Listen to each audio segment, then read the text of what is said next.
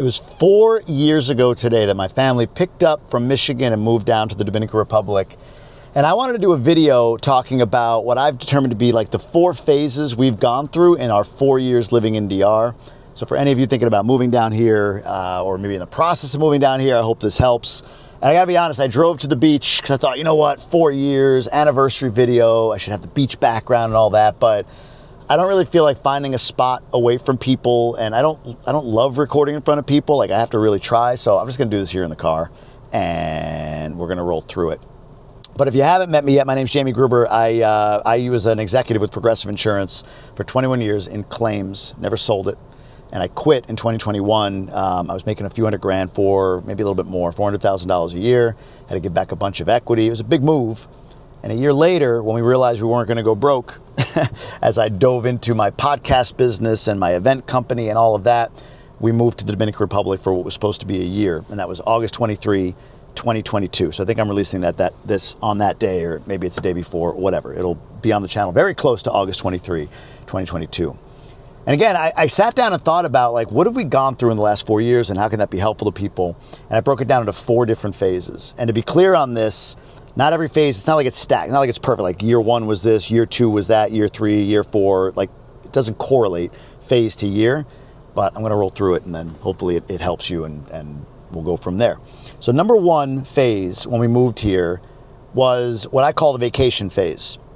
We moved for a year, like that was the idea. And so when we got here into the country, I mean, everything was like a vacation. Even when we left Michigan, like I remember we upgraded to first class on our flights on Delta from Detroit because we had 10 bags that we had to bring down, and you can get 2 to 3 free bags per passenger, at least at the time, on Delta. So we did that, and I thought, like, also, like, I want to pay a little. It wasn't much more, and I wanted to pay a little extra because it's like this is a big move. I quit my job a year ago. We've actually been doing okay without a job, and I don't know if that was even possible. So I wanted to treat myself and my family, my wife, my 2 boys who were 7 and 4 at the time, to a great experience. We even had the dogs as carry-ons. We had to put them under the seat in front of us and everything. So we did that. We even rented a party bus to take us from our home in Michigan to the airport because we had 10 bags. And I was like, well, we need something bigger. So we rented a party bus. We did it up really big.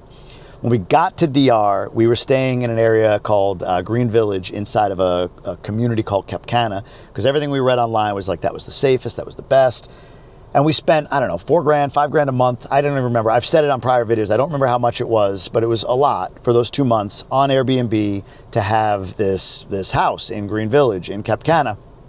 And then even then, when we found a house to live in, like, more permanently for the remainder of the year, like the next 10 months before we were supposed to go back to the US, we just, whatever, that house, $4,000 a month, awesome. We moved into it. And then we learned later, actually, that's just the going rate for the neighborhood. We thought we were overpaying, but that was the going rate for the neighborhood we moved into.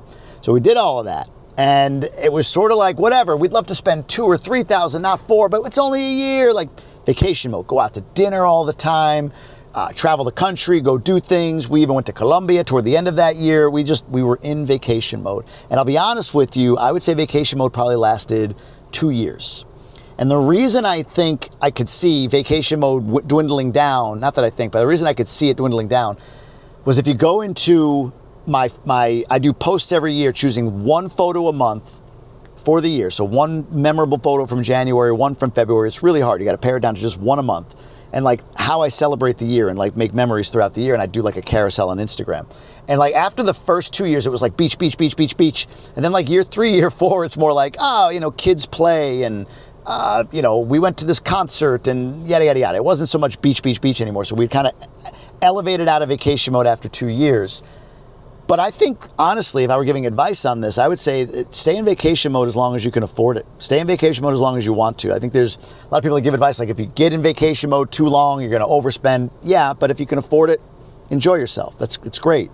For us, it lasted a couple of years, and then we went on to the other phases here. But vacation mode, definitely the first phase, probably lasted 2 years for us, and then we've gone on since.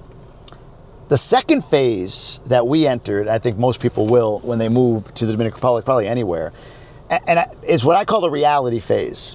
And it's not like vacation phase ended and reality phase began. Reality phase is more like it's ongoing, And it starts with the first dose of reality that you get, which for us was probably like 3 months in, where we had my oldest son, who was 7. We got him, it's like a teeth widener. It was like concreted into his back teeth with like a wire, and it was supposed to like spread his teeth out a little bit to get him ready because they were kind of clustering up. And I don't know, like he was playing with it or like licking, whatever happened. One side popped off like Saturday night, 11 o'clock at night. So he's got this like wire just sticking out of his mouth. And like I tried like pulling the other side out. I didn't want to hurt him. And we're like, what do we do? Like, it's 11 o'clock on a Saturday night. Like, kid's going to sleep with a wire out of his mouth. It might have happened earlier, but like it was getting later. We're trying to figure out how to do this. You get the point. It was like, wow, this is a reality. Now what? Through a couple connections, they said, hey, there's this dentist up in this one area about 20 minutes north. 11 o'clock, midnight on Saturday night, she'll meet you, like an emergency dentist. So we did. We drove up there. And my wife's from DR originally, but you know, she hasn't lived here as a parent and an adult. And we're just driving in the middle of the night with our 7-year-old in the back seat up to God knows where. And then when we get there, it's like it's dark. It's a plaza. Like, are we going to get mugged? It was freaking us out. Major reality dose. Thankfully, they popped it out. He was good. But that was like the reality phase, the beginning of it, and the first phase of reality. And we've had more. That same kid had dengue fever, and we had to hospitalize him like a year in. That was scary. That's a reality mode. Even me, like I had a GI issue. I'll tell the story. I had a GI issue where like nothing was going. Like nothing would, it stopped. The plumbing wasn't working. Nothing was coming out. And it was getting worse and worse until like one day, like my stomach just felt like knotted up. So I had to go to the doctor. I had to go to the local clinic, like a little ER urgent care kind of thing. And they had to get things moving. And I wasn't comfortable. They like, all right, I'm going to go TMI, but whatever. Started with like an enema, and then that didn't do it. So they had to do like a suppository. I mean, I had more Dominican fingers in me than a bowl of chicharrone. And it wasn't a comfortable time. And at the end, I didn't have the pleasure of having eaten chicharrone. It was awful. Okay? TMI, but whatever. But that led to a colonoscopy, and I had to go through this whole thing. And thankfully, it was just like, I don't know, some stress, whatever. I was clogged up, and they got things moving, and I was good to go. So that's what happened, and that was a second dose of reality. And I have to tell, let me just tell this other story. Why not? Like a little add-on to that, kind of a funny aside. When I was there, they finally, like, you know, they do the thing, and and they get things moving. And I'm sitting there, and the doctor comes in. And the doctor had RBF, you know, RBF, resting bitch face. So this dude comes in, he just sits down, or he just looks mad, maybe a long shift, I don't know, but he sits down. And a little backstory, I was supposed to, well, let me tell the story. So he's got RBF, and he's like, okay, tomorrow you come back in, and I'm like, oh, I can't come in tomorrow. Well, why? Like, I have to go to Los Angeles tomorrow. He said, what? Why do you need to go to Los Angeles? Now, my wife is pissed about this trip to Los Angeles. She's pissed about it. And I'll tell you what the trip was in a moment. Because it was last minute. I decided to go. I thought it was a good experience for me to go. But she had a family party planned with all her family that lives like 40 minutes away, coming into our house that same weekend for weeks. And I, like 2-3 days before that, maybe I had travel anxiety. That's why I got clogged up. That might have been why. 2-3 days before that, I decided I'm last minute going to go to LA because I thought it was a great opportunity. I'll share what that opportunity was in a second. But it was a birthday party for somebody. It was a birthday party for Seth MacFarlane. If you guys know who Seth MacFarlane is, that's who the birthday party was for. Like, I know one of the original writers on the show, Family Guy, and he said, hey man, my wife can't make it. You want to be my plus one? I'm like, hell yeah, I want to go to that party. So I'm ready to go to LA like the next day. And the doctor's like, why do you need to go to LA? And I was like, well, I'm going to a birthday party. And he's like, what? He's flabbergasted. My wife is next to him like, yeah, tell him. She's like the doctor's hype man now. She's all about it. Like, yeah, see, that's what I've been saying. Because she is pissed that I'm going to LA on the same day that she had this family party. It's still a source of tension. She won't watch this, thank God. Don't send it to her if you know her. But anyway, the best moment happens next. So this is the funny part, because this is where I realized, I don't care if you're Dominican, Venezuelan, Chinese, American. If you're a man, you're a man. And this is what happens. The doctor's yelling at me. My wife's like rubbing his shoulders like, yeah, kill him. And I go, all right, Doc, listen, do you know the show Family Guy? He's like, yes. Okay. Do you know who Seth MacFarlane is? He goes, of course. I'm like, well, I'm going to Seth MacFarlane's birthday party. He goes like this. He looks at me. He looks over at my wife and he goes, he needs to go. My wife was just like, come on. But a guy knew it. And then he kind of leans in. He's like, okay, look, take this. Should keep things flowing while you're gone. But Monday, you get your ass right back in here and we take care of this thing. I'm like, I will get my ass back in here and you do whatever you need to it. Ever since then, when a stiff wind blows, it sounds like when you blow over the top of a bottle, that little whoo sound. That's what they did as punishment when I got back, I swear to you. They made it. Moving on. Second phase, reality. That's the second phase. We went through that. We still go through it. We still have that happen. We had a car accident on the North Shore. We were told a person on a moto died as a result. Turned out not to be the case, but we didn't learn that for 24 friggin' hours. So we were detained at the police station. It was a mess. We've had our doses of reality. We'll continue to have them, but we entered that phase the first day, the third month we got here with the dentist thing. Reality phase with way too much information. But then we moved into the third phase. I just realized what I admitted to everybody. Then we moved into the third phase. The third phase happened to us between the year 2 and 3, and I hear this from a lot of people about the 2-3 year mark. They enter this third phase as well, and I call this the decision phase. The decision phase is this: you've been here 2-3 years in the Dominican Republic, or maybe a Latin American country, and Latin American countries, Dominican Republic in particular, I can speak to. Seem to be similar in that efficiency is not like the number one objective, like in the US, like in Canada. It's just like mañana, whatever. It'll happen when it happens, if it ever happens. It's just kind of the way it is, especially in DR, our experience. And that could be really frustrating. When you have a contractor come to your house and they fix problem 1 but create problem 2, when they showed up 2 days late, when you see a road, like, oh, they're finally building that road, and then it's like, you couldn't have made the exit ramp, like, it's this long? Like, I mean, I got to go 70 to 0, and like, did you think when that stuff bubbles up, and it will, and frustrates you, as somebody who grew up or lived for a long time in the United States or Canada or Europe, in places that value efficiency, and, they've got, like, I don't know, you get it. You go to the grocery store and it's like, you process, you go. And then you go to a grocery store here and they're like leaving the line to finish shopping, and the cashier just goes away to get change and comes back talking to everybody and taking forever. When that stuff is all you can focus on, or if it is, at the year 2-3 mark, the decision might be it's time to go back. We entered the decision phase between year 2 and 3. Year 1, we were here for an adventure. We decided to stay a second year. Somewhere in that range into year 3, we had the decision phase where, yeah, okay, these things are annoying, inefficient. We'd rather they not be the case. But on the other end of that, man, our kids get to like live an 80s style lifestyle, disappear on their bike, play with friends, go around, do things. We live right near a beach. We get that ocean air. We even had doctors, like great doctors, prescribe for allergy relief for one of our kids. Like, okay, spray this, and then I want them 3 days a week to go get in the ocean, and so, like, just let the ocean heal them a little bit. Like, real prescription. We love that. That stuff for us was greater than this other stuff. So we decided, our decision was, we're going to stick around for a long time. Sold our house in the United States, bought our home here, and this became home. Home we're not running away from. No matter how many news stories people send me of something that might have happened or whatever, this is home. This is where we're committed to. This is where we're raising our children, and we love it. So the decision phase is phase 3. It happened for us in year 2-3. For other people, maybe it takes longer, shorter, or whatever. And that's how we went through that. Once we decided on decision phase being that we're going to stick around, then we entered for us phase 4. Now, I want to be clear here. Like, I'm 4 years in. I'm giving 4 phases. Doesn't mean these are the only 4 that could happen in 4 years. And if I'm here 6, 8, 10, 12 years, there's many more phases that we'll go through, for sure. Although I think the reality phase kind of hits you whenever something happens. The 4th phase, after we decided to stay here, I call the build phase.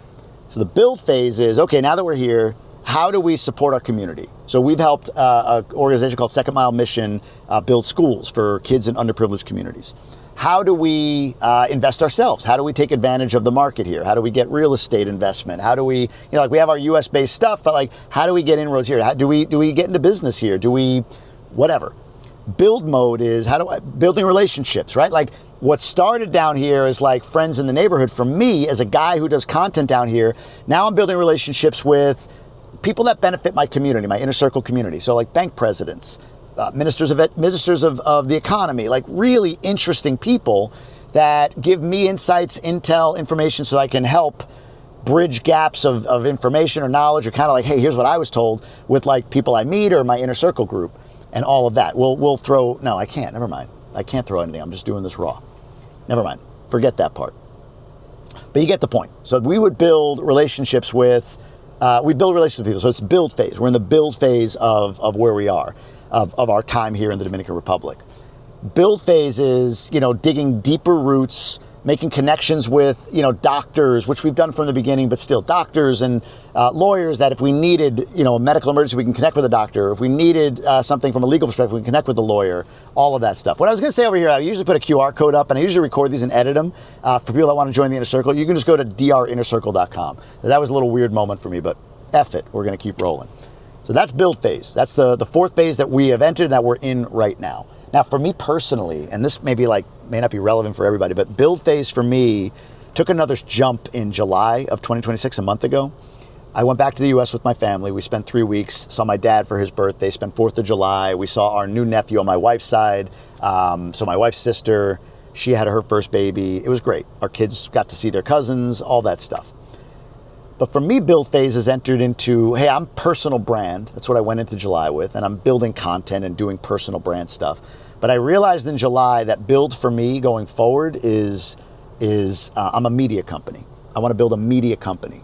The content I make right now on this platform has been, according to many people, helpful to them in deciding if they're going to invest, where they're going to invest, if they're going to move, how they're going to move, and all the little ins and outs of living or investing down in the Dominican Republic. So for me, it's like, well, okay, I love helping people, and my core belief is kind of a Tony Robbins principle, like you want to make $1 million, help 1 million people. I just believe in that. Like go out, add value, the rest returns to you without thinking about it.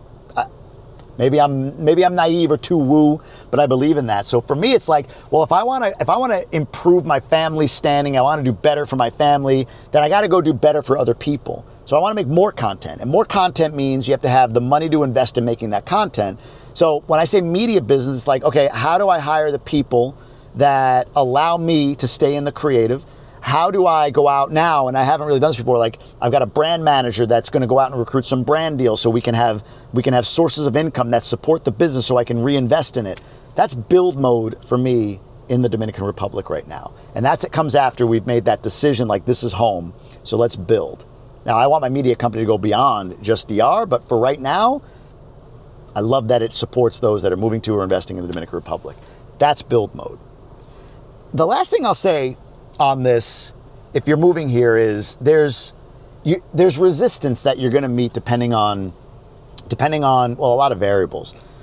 I'll be honest, the biggest resistance that I see for me as a creator down here, not that I came down here to create, I've been sharing my life on social for a long time. It just got a lot of attention after I came here and people really followed, so I leaned into it, is the people that have been around a long time, like 15, 16 years. Some of those folks who may have even been creating content for that period of time but didn't get the same uplift that I did, like didn't get the same takeoff that I did, or like my buddy Jay from Jay Abroad, another channel, like guys like that, like came down, shared content, added a lot of value, and saw themselves get reach.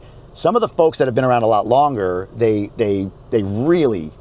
come down, they make videos about you, they do things about me, I should say, that are just like, why? And my point in saying this is, I think if you come down here with the idea of contributing to your community, my community is Punta Cana, which includes Berón, which includes Friusa. These are lower income, working class neighborhoods. If I can support building schools like we are in Friusa, doing all of that stuff for people down here, for my community, that's amazing. And then beyond that, for the creator community, for me, like I see new people move down here and create content about their experience. There's a lady named Maria Cox. She moved here Her account is La Gringa Dominicana. She's not Dominican, but she's got a great account, and she shares a very unique perspective. She helps people with remote jobs. I love it, and I want to support her.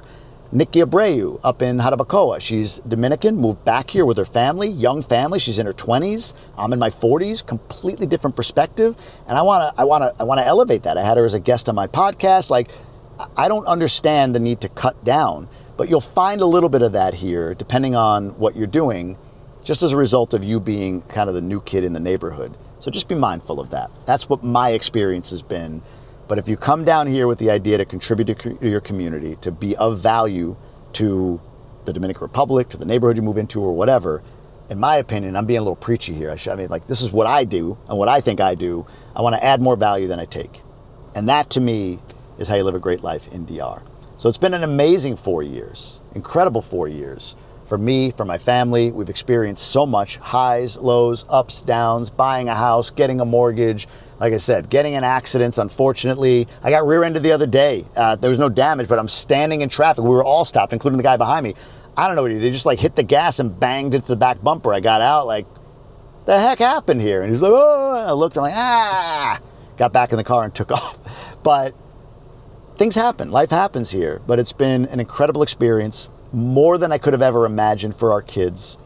And I'll tell you this one last story just to give you perspective on that. And we've loved our time here. So let me tell you this last story about our kids. When we came back from the United States in July to DR, I thought this was really fun. My son, my older son, loves soccer. Down here, he plays in a soccer club, on a team. We travel around the country, you know, for like the travel league and all that stuff. He loves it. It's great. Go to La Romana, go to Santo Domingo, whatever. They do everything here. They head the ball, they slide tackle at his age, 9, 10, 11 years old. When we went back to the United States for that 3 weeks, he was playing soccer with like his cousins in both my side and my wife's side. And there were like rules around soccer, like you can't head the ball at that age. And I get protect from concussions, I get all that stuff. But for him, it felt very constricting. So the funny part is when we got back to DR, and by the way, my oldest son, when we first moved here, was very resistant to it, more so. He was fine, but he's like, I'm American. And he's still American, Dominican. My wife's Dominican. When we got back here, we were walking up to the passport control in the Dominican Republic to re-enter the country. And I heard my son go, oh, finally, back to a country with real freedom. That's his perspective. Some people are going to be like, political. Like, he's 11. Calm the hell down. But the point I'm making is that's the perspective my kids have grown. My kids, we've gone to Peru, we've gone to Colombia, and to watch them be citizens of the world because we left our bubble in the U.S. and re-entered a different bubble in the Dominican Republic and we've seen and gone and you know, done all the things. And now when we travel around the country, around the world, they're just much more, I don't know, citizens of the world. It's pretty cool. It's a little bit woo-woo, but you get the point. 4 years, folks. I'll keep making content. I hope you guys love the channel. Subscribe if you haven't already. I'm trying to grow this channel to 100,000. It doesn't really matter, but I'd like to get that like silver plaque. So if you're willing to subscribe, we'd love for you to do it. If you want to join the Inner Circle, drinnercircle.com. But I wanted to just share those 4 phases of our 4 years here in the Dominican Republic so far. For those that hate me, go F yourselves. And that's what I got. I'll see y'all soon.